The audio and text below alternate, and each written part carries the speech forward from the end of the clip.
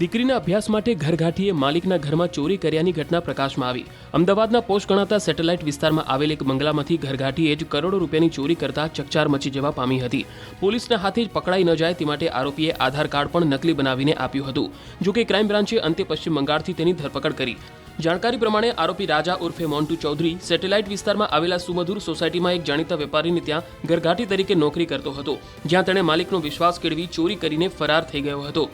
રાજાએ માલિકના બંગલાની તિજોરીમાંથી રોકડ, સોના ચાંદીના દાગીના, હીરાના ડાયમંડ મળી આશરે 1 કરોડનો મુદ્દામાલ ચોર્યો હતો।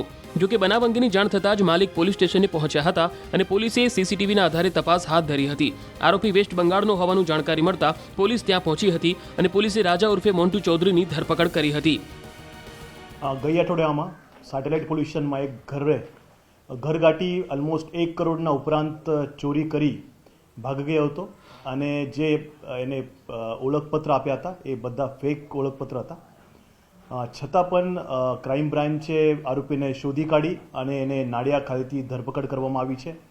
આરોપી પાસેથી 7 લાખના ઉપરાંત મુદ્દામાલ કબજે કર્યા છે અને એવું જાણવા મળ્યું છે કે એ આરોપી એનું નામ રાજા ઉર્ફે મોન્ટુ ચૌધરી છે। એ નાડિયા જિલ્લાનો રહેવાસી છે અને અલગ અલગ જગ્યાએ ઘરઘાટીનું કામ કરે છે અને એને દેવું થઈ જતા એને છોકરી એની મેડિકલમાં અભ્યાસ કરે છે અને મેડિકલમાં અભ્યાસ કરતાં કરતાં એ શૈક્ષણિક લોન તેમજ પર્સનલ લોન લીધી હોય અને દેવું થઈ જતા એને ઘરઘાટીની ચોરી કરી ઘરઘાટી તરીકે રહી અને ચોરી કરી હતી અને ચોરી કર્યા પછી પૈસા એને લોનમાં વાપરી દીધા હતા।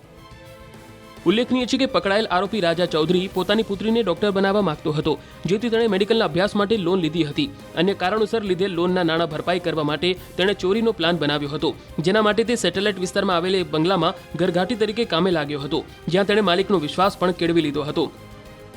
એને જે ચોરી કરી હતી એમાં કેશ તેમજ દાગીના તેમજ સોનું અને ડાયમંડ એ બધું હતું અને પર્લ્સ પણ હતા।